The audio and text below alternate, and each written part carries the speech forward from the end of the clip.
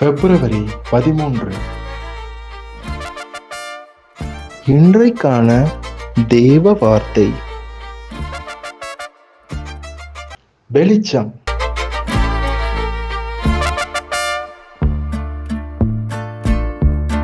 உன் சூரியன் இனி அஸ்தமிப்பதும் இல்லை, உன் சந்திரன் மறைவதும் இல்லை. கர்த்தரே உனக்கு நித்திய வெளிச்சமாயிருப்பார். உன் துக்க நாட்கள் முடிந்து போம்.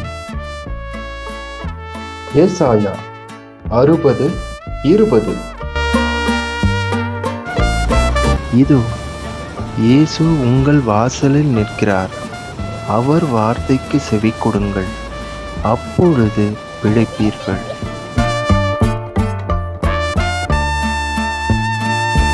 இயேசு உங்களை ஆசீர்வதிப்பாராக. அல்லேலூயா. ஆமேன்.